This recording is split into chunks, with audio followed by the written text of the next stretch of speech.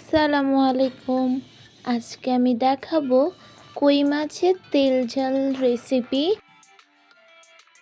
কই মাছগুলোকে কেটে ভালোভাবে ধুয়ে নিয়েছি। এখন 1 চামচ লবণ দিয়ে দিচ্ছি, 1/2 চামচ হলুদ গুঁড়া দিয়ে দিচ্ছি। এখন এগুলোকে ভালোভাবে মেখে নিব মশলার সঙ্গে। একটি প্যান নিয়েছি, এখন প্যানের মধ্যে পরিমাণ মতো তেল দিয়ে দিয়েছি। তেল গরম হয়েছে, এখন মাছগুলো দিয়ে দিব।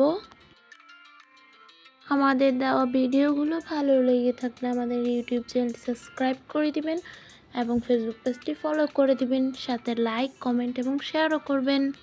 এখন মাছগুলো ভেজে নেওয়া হয়ে গিয়েছে, এগুলোকে উঠিয়ে নিব। এখন সবগুলো মাছ উঠিয়ে নিয়েছি। মাছ ভাজির তেলে এখন 1/2 কাপ পরিমাণে পেঁয়াজ কুচি দিয়ে দিচ্ছি, টমেটো কুচি দিয়ে দিচ্ছি, 1 টেবিল চামচ লবণ, 1 টেবিল চামচ হলুদ গুঁড়া, 1.5 টেবিল চামচ মরিচ গুঁড়া,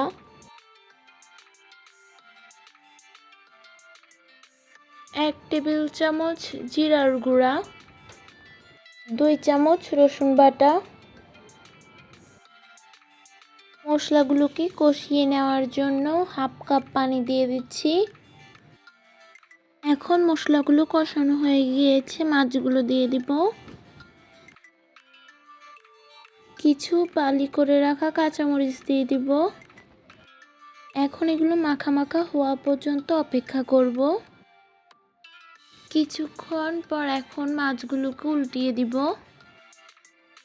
এখানে আমি রান্না করছি আর দেখুন বাইরে কত সুন্দর বৃষ্টি হচ্ছে। এখন রান্নাটি হয়ে গিয়েছে, কিছু ধনিয়া কুচি দিয়ে দিচ্ছি। এখন রান্না হয়ে গিয়েছে কই মাছের তেল ঝাল রান্না।